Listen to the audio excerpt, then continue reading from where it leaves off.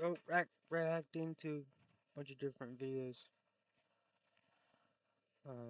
I was up last night looking for videos to react to. So we're gonna react to some today. I've liked a lot. Like I have a lot of them saved, but react to a few today. So this is Tubi is saving streaming by Billiam. Yes, I use Tubi just because it's free. So I am interested to hear what he's gonna say. It may surprise you to learn that Tubi has become a major player in the streaming space. Hold on, let me do that again.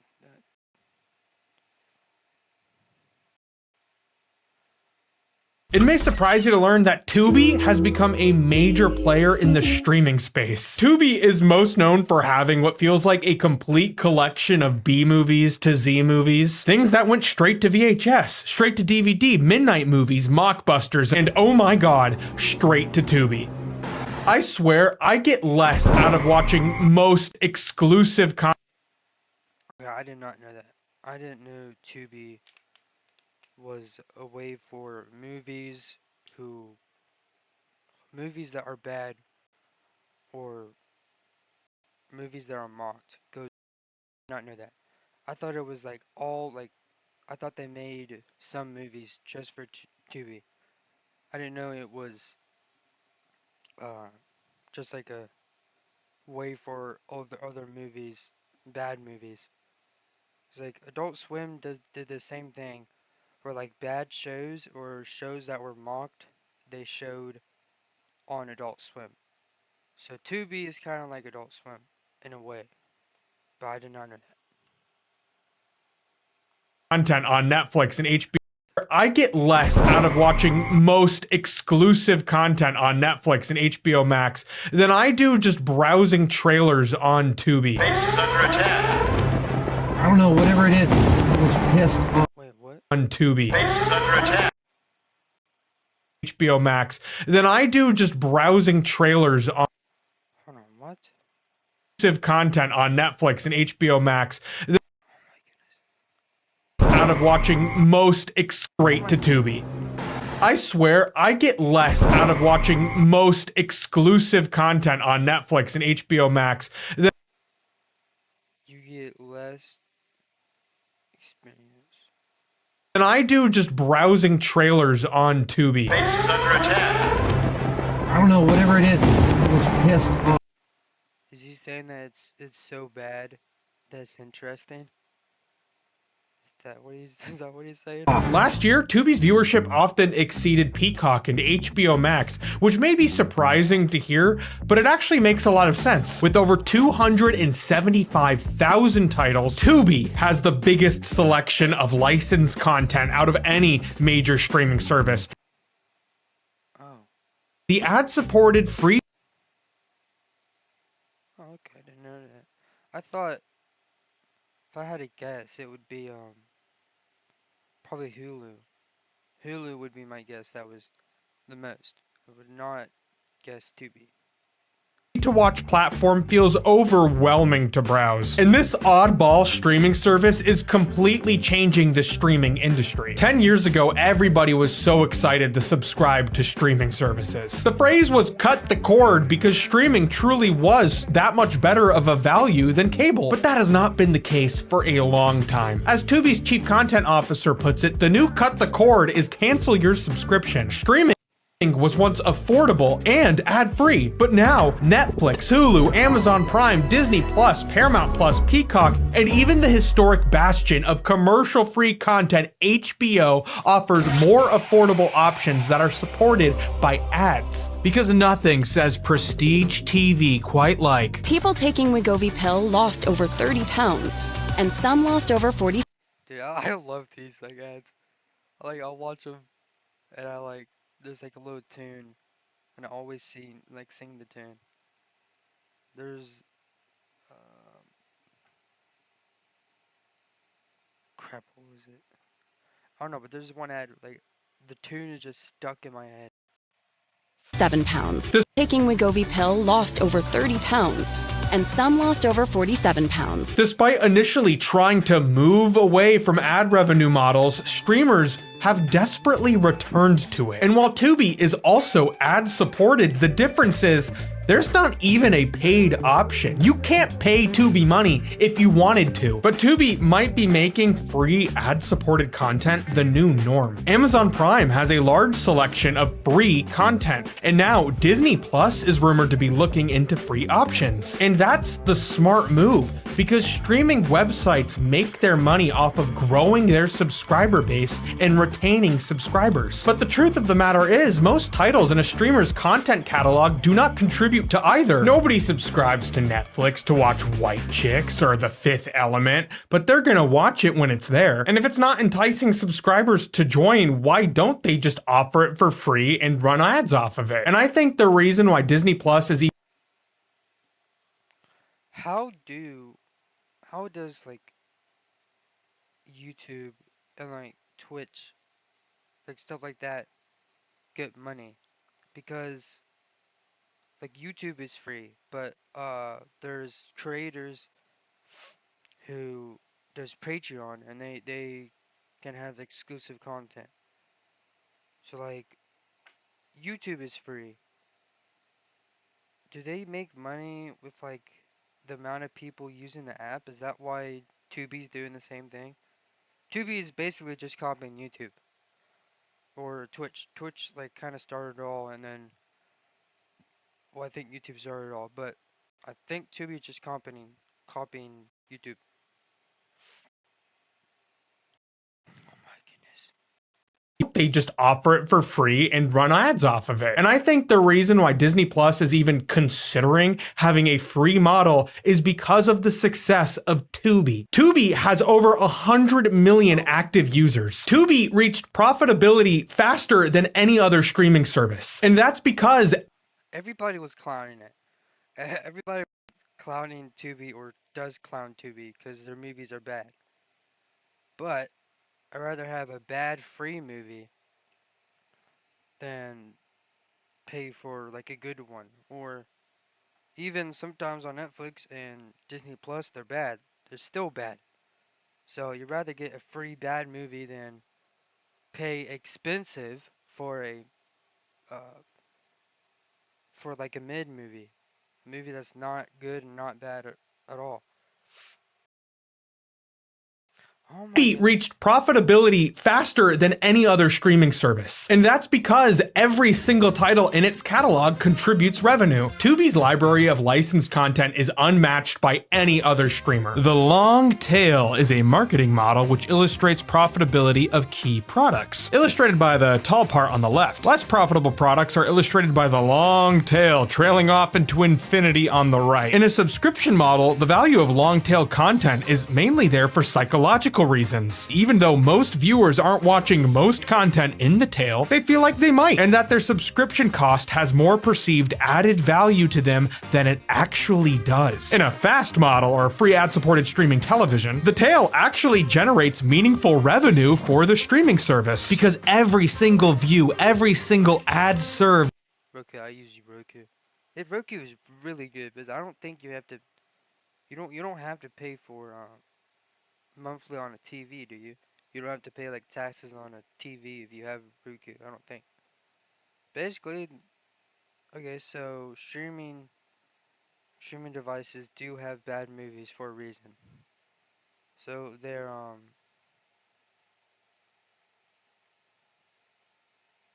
lying to you, or yeah, basically lying. counts. But unlike other streamers, a lot of what has driven people to Tubi is not its selection of well-known, big-budget films, but the viral nature of its collection of really bad films. I'm just a kid. Even Tubi's so What? I've never saw that movie before. That's crazy. Kid. Shoot that little kid. I just Even Tubi's social media presence is aware of how valuable this golden garbage is for the platform. The New York Times said Tubi has revived the lost joy of watching really, really bad movies. Yeah.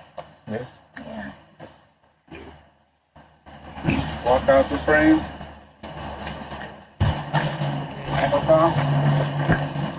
I think I said go to the car. Then we out of this. And while I'm positive there are tons of great independent films on Tubi, it's the bad stuff that has captured people's attention. So I had to take care of her and Diane because they were gonna call the police on me. Okay, son, and That's not an accident, because Tubi is one of the best options for independent filmmakers to stream their work. If an independent film has great What is that? What's that one movie company that is like filmed like a TikTok?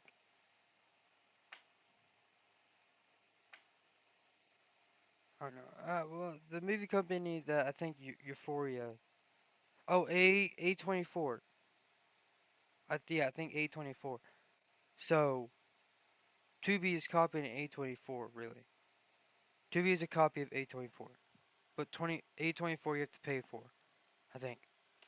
marketing, video on demand is far more profitable, but most independent films don't have that. So like YouTubers, they're gonna be bound to an algorithm, Tubi's algorithm. But because filmmakers have to work through distributors, the barrier to entry makes discoverability on Tubi that much better than YouTube. There are dozens of independent distributors who help filmmakers get their work on Tubi and other streaming services. This is why there are so many low quality, high enjoyment independent films on Tubi. Hey, want to see how fast I can throw this rock?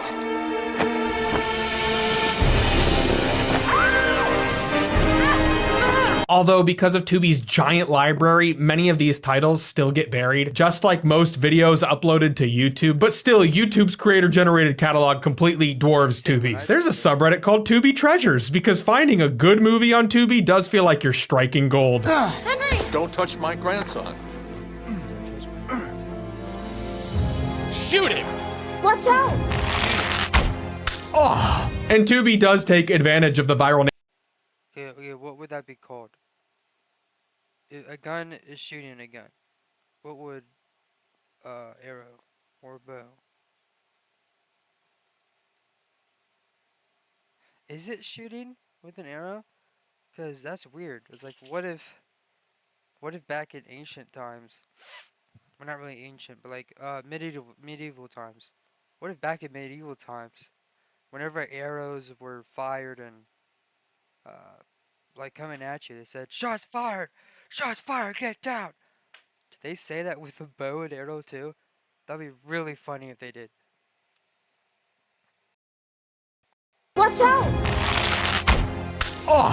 And Tubi does take advantage of the viral nature of these movies on its social media accounts. What species?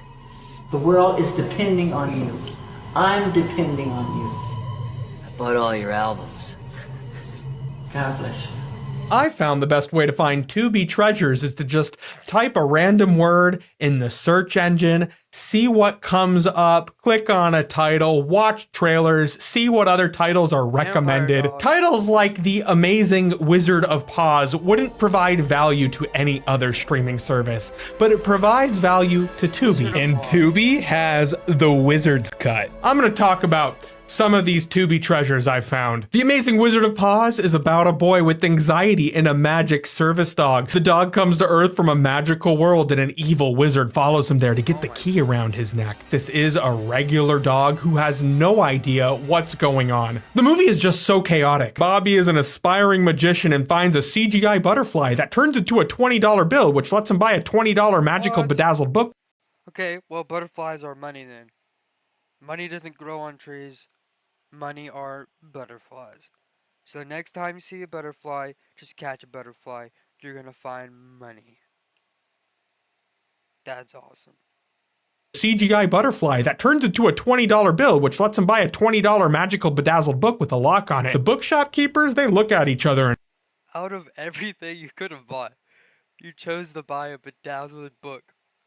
It's like, if you didn't buy toys or Lego, you bought a bedazzled book. That is your desire with that $20 to buy a book. Oh my. Which lets him buy a $20 magical bedazzled book with a lock on it. The bookshop keepers, they look at each other and nod, but they're never seen again. Then a suit of armor chases Bobby out of the store, and that suit of armor explodes. I can't do this movie justice. A good wizard contacts Bobby, explaining Bobby is the chosen one and Ozzy was sent to protect him. You are the chosen one. Wait! And then the dog starts talking. You are the chosen one. The voice is such an odd choice. You're going to be the greatest magician in the world, remember? And dogs' mouths are really big, so just having it move just that little amount to make the visual effect work is really off-putting. I'm a dog. I'm always hungry. Bobby uses his magic powers to get revenge on bullies. Yeah, the mouth looks weird. Like they apparently don't have that technology, but like should be bigger. I'm a dog. I'm always hungry. Bobby uses his magic powers to get revenge on bullies. This ice cream shop employee is played by Tommy Lister Jr., the biggest actor in the movie. He yells at Bobby for bringing an emotional support dog into the shop, so Bobby shrinks this guy. The guy's name is Tiny. What you trying? Some hocus pocus on me? What'd you do to me? And Tiny's boss fires him without ever questioning why he's 6 inches tall. I warned you, Tiny. You're fired. What? When Bobby goes to see a movie, he ends up watching the beginning of this movie. It's Lord Guardian. The evil wizard crawls out of the screen to attack him. What are you doing? I'm not gonna be bullied anymore. The movie posters talk to him. It's magic. You have the power. He wears the movie poster as a costume and can barely move his arms. So Bobby wins a talent show with his powers and then is convinced he can save his family's home, threatened by foreclosure by winning a televised Great American Talent Show. It's $1 million cash prize. Well, hold on. Wearing the poster. How? Like I know it's with magic or whatever. But did he rip up the poster? And like glue it on his clothes or something? Did he steal the poster? Steal and destroy the poster? Just for his own personal gain? Just for like funsies? He did a crime. That little boy did a crime. And it's not good. But he misses his callback and has to time travel back in time to make the audition, and oops, he's gone back too far. I'm not getting any reception on my cell phone. We went back too far. Why was that the funniest way that could have been? I thought like went back too far was like they went like travel wise, not like time travel wise. We went back too far. Why was that the funniest way that could have been edited? That's shitpost territory. At the talent show finals, the entire audience is made up of old people, just old people. I don't see a single person under 70 in the audience. The talent show must be for an old folks home. And all the other contestants are so delightfully bad. My favorite is the belly dancing woman and the tap dancing girl. It's a mother and daughter duo who are not on the same page. It's so good. It's perfect. But the movie Johnny Trigger Level 4 Tech Air is the truest, most golden. Wait, Johnny Trigger, isn't that a game? I'm pretty sure that's a game. Level 4, does that mean they had 4 other movies? Also, this is a weird time to pause.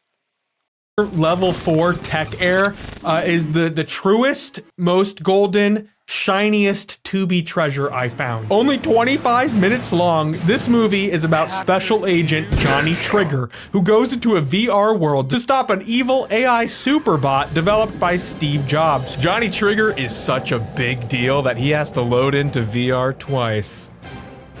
Oh, like kind of like Avatar. The opening scene with Steve Jobs on his deathbed is a movie in of itself. So, how is your invention going on the iCloud project? Very good, actually. Just finished up yesterday, launching real soon. In the near future. The more newer, up-to-date iPhones. Turns out Steve Jobs was assassinated because he made the AI superbot and the government wants it. Murder. I thought he died from cancer. Nope. They killed him. Who is they? The government. I've had to do a lot of work on the audio mixing just so you can hear this. He tells all of this to his maid, who brings him a coffee on his deathbed at the Marriott Hotel. How pathetic is my life, right? I'm trusting my own maid with top secret government information. And how? You have everything a man can dream of, and more. They're also unintentionally LARPing as Lois and Peter Griffin. I'm not happy. Sometimes it seems like the actors are trying not to break. My life is a living hell. The whole movie is a string of video game style fight scenes, which is like a rough imitation of Scott Pilgrim. There's health bars, video game sound effects, and sound mixing so bad you can't hear half the movie. But this isn't Johnny Trigger's first time saving all of humanity. Humanity's in your hands, Johnny. Can you repeat that? The final fight with the super AI bot is amazing. It's just a guy in a morph suit wearing a mask, and it ends so anticlimactically. It features one of the funniest sound choices and cuts I've ever seen in a movie, ever, period. End of discussion.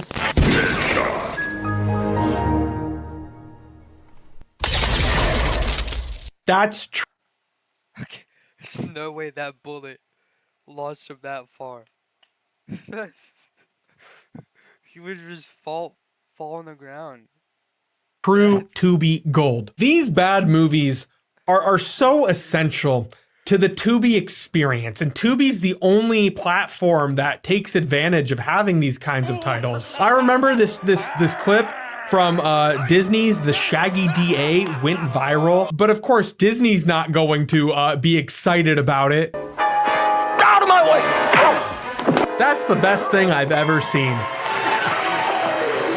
Tubi themselves have taken advantage of their reputation when producing films that are of the same level as Hallmark original movies or sci-fi original movies. As of 2026, there are over 400 Tubi originals, stuff made by Tubi, most of which are not very good. Tubi originals are a whole rabbit hole in of themselves. So Savannah and I talk about them on our channel, Billy and Savannah, BS for short. So after this video, go check out our attempt to try to find the worst Tubi original movie. So here I am at the Marriott. This isn't where Steve Jobs died, though. I just wanted to thank our Patreon members, specifically our billionaires, our gold members, whose names are on screen now, right on the Steve Jobs bed.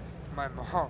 Thanks, everyone. But Tubi originals are not the most prevalent thing on Tubi. And despite so many streaming services spending so much money on original content is not what's driving viewer engagement. In 2025, 9 out of the top 10 most viewed shows were not original content. Only Stranger Things made it to the top 10 shows, and only 3 out of the 10 most streamed movies were streaming originals, and one was Happy Gilmore 2, which is a sequel to a non-streaming movie. The most popular streaming shows are things that were acquired from larger content catalogs or are owned by the studio who owns the streaming service. Things like Family Guy, NCIS, and Grey's Anatomy. People crave a 22 episode a year season. They want an endless number of episodes from their favorite comfort show, and many of those catalog shows keep people subscribed to services. Frequently, studios hoard their most popular IPs in order to keep subscribers engaged to a streaming service. But in a way, it backfires on making a show the most popular it could be. The Office famously had a second life on Netflix,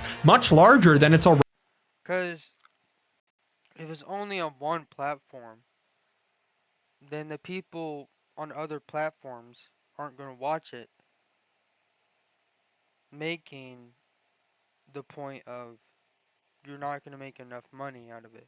You're not going to make as much money as you want if you just hoard it in one when other viewers are on other platforms. Be The Office famously had a second life on Netflix, much larger than its already popular original run on network TV. But Universal bought the streaming rights back from Netflix. It even created a new extended version of the show, but Peacock's viewership is much smaller than Netflix. And now The Office does not break the top 10 most streamed shows. Older shows are breaking that top 10. In the old days, networks would syndicate their most popular shows. It was good that some cable channel was airing a popular network show. It could give them a second life. Famously, Family Guy was canceled on Fox and was revived after a resurgence in popularity led by it airing on Adult Swim. Syndication is an essential revenue source for TV shows, and it allows a show's life to continue long after it ended. And I guarantee that we are going to see some show explode and have a second life because it's on Tubi. It's going to happen, I promise. But aside from their most popular shows, studios aren't really hoarding their entire catalog anymore. Subscriber growth peaked and those large content libraries were not contributing revenue. Studios don't only want to collect subscriber revenue, but they also want to collect revenue from licensing. Tubi has a huge selection of content from studios who have their own streaming service. And it's been a good business decision, even if audiences don't love chasing down titles from streaming service to streaming service. HBO Max recently stripped itself of most Cartoon Network titles and put them on Tubi. Ben 10 is on Tubi. Speaking of which, I reworked and compiled my Ben 10 Why? If Tubi is known for bad shows, why is Ben 10 on there? It's not bad. Is it because it's not getting enough viewers? That's pretty dumb. Why is the Looney Tunes? Well, nobody watches it anymore, but it's not a bad show. That just makes no sense. Teen Titans? See, I was never able to watch Teen Titans. I watched Teen Titans Go, but I never had opportunity to watch Teen Titans. So I might watch it later on Tubi. On Tubi. Ben 10 is on Tubi. Speaking of which, I reworked and compiled my Ben 10 retrospective, which is now up on my other channel, Billiam Trash, right now. It has over an hour of new content, so go check that out when you want to. But even some of Warner Brothers' most profitable properties are now on Tubi instead of HBO Max. The newest Scooby-Doo show is going to be exclusive to Tubi. And while I think this is a bummer for a lot of animation fans, specifically because not everything that has disappeared from HBO Max has shown up somewhere else, but it's been good for a lot of their brands. Looney Tunes was never a heavy hitter on HBO Max, but it's become one of Tubi's most popular collections of content. Streaming was once the more affordable alternative to cable, but in 2026, most streaming services are now the equivalent of premium cable channels like HBO was or Showtime. And Tubi has come in and become the market equivalent of basic cable. Despite being ad-supported, it's closer to providing the money-saving convenience factor that streaming once promised to do. The Looney Tunes and Hanna-Barbera catalog was once a huge commodity for cable, especially in the early days. In the right place, it provides a lot of value, and apparently that place was not HBO Max. In the early days of cable, most channels filled their schedule with pre-existing content catalogs that they purchased the license to. That's also how Netflix started out. Content that was cheap to license mattered a lot, but now investing in original content and a few heavy hitter shows are what mostly matters. But Tubi's bringing back a lot of what was good about basic cable, as bad as it was. Tubi is great for discovering movies you never knew you'd like. And I'm not talking about Maydroid. One of my favorite features of Tubi and Pluto, which is another free ad-supported platform, are the live channels of pre-programmed content selections. I love these kinds of channels. I often turn on Pluto to watch The Twilight Zone, MTV comedies, or to catch half of a movie I've never heard of. It's an easy thing to turn on when I'm sitting down for a quick lunch. I often waste that time just looking for something to throw on, with an increasing number of channels with local news coverage and professional sporting events. Tubi had a Super Bowl stream. Tubi had a Super Bowl ad. This man has a flesh cowboy hat. He was born with it. It makes me want to watch Tubi. Low investment on original content while hosting a whole lot of content is a successful model, and traditional media has learned it from YouTube. YouTube is the biggest streamer, period, by far. Tubi even has a selection of content from YouTube creators, including a 24/7 Good Mythical Morning channel, which I am certain is playing in like a doctor's waiting room right now. And although Netflix hasn't talked about having a free tier yet, it will come. They are now considering adding live channels, which without a doubt will be a place to further grow revenue from ad-supported subscribers, because they saw Tubi and Pluto doing it. But the real reason why Tubi is worth sticking around for aren't necessarily the Tubi originals or horrible movies. It's the endless number of nostalgic blockbusters, classics, cult classics, art house films. The movie selection is much better than its selection of shows, but there's some good stuff there too. I've recently been watching The Prisoner. I was waiting for it to be put on the Criterion channel before realizing it was already on Tubi. Vampire's Kiss, starring Nicolas Cage, is a great, absurd comedy, and I cannot believe Danny DeVito's Death to Smoochie was critically hated when it came out. It's so much fun. Robin Williams plays a villain, and there are just so many other movies on Tubi that I've been meaning to watch forever, most of which I'm completely fine with being interrupted by ads. But there's also a ton of films I've already seen, or that I want to watch that I would not recommend watching with ads. But if that's all you have access to, it's a great option. I think access will always trump ideal viewing scenarios. Netflix, in its original incarnation without a dozen other streaming competitors,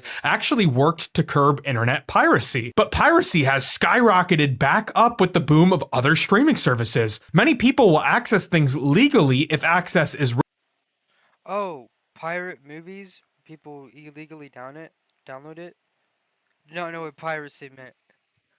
Okay. Okay.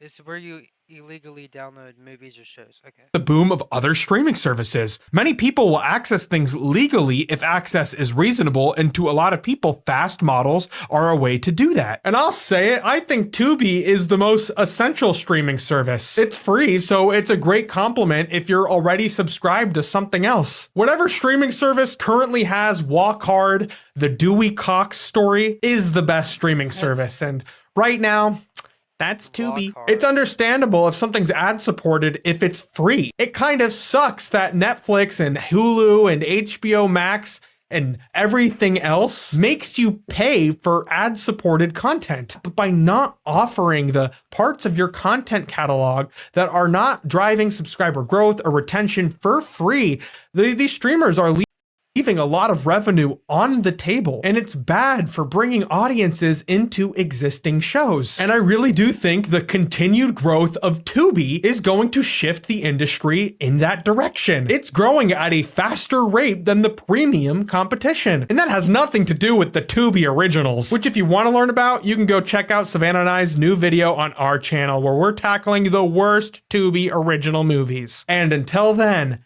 see ya. Okay. But if Tubi is free, no, let me restart. If Tubi gets too popular, I have a feeling that their movies aren't going to be free anymore.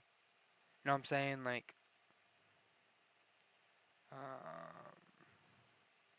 Netflix, the Disney Plus are so bad because they were so popular. Like, they had a higher demand than, hold on, I don't know what it's called.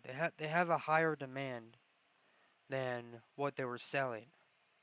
So they had to be subscriptions, or they had to up the price, you know, because they had a very high demand. If Tubi gets a very high demand, I have a feeling that their movies are only going to be subscriptions.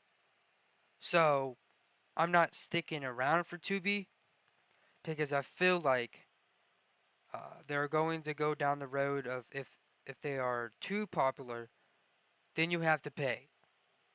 Supply and demand. Yeah, supply and demand. If you have a really high demand but low supply, you have to up the price. If you have a high supply, like Tubi does, it's free because people aren't demanding to go to Tubi. But if people demand to go to Tubi and their supply goes down, or if the demand is higher than the supply, Tubi is going to be subscription. You're gonna have to pay to watch Tubi.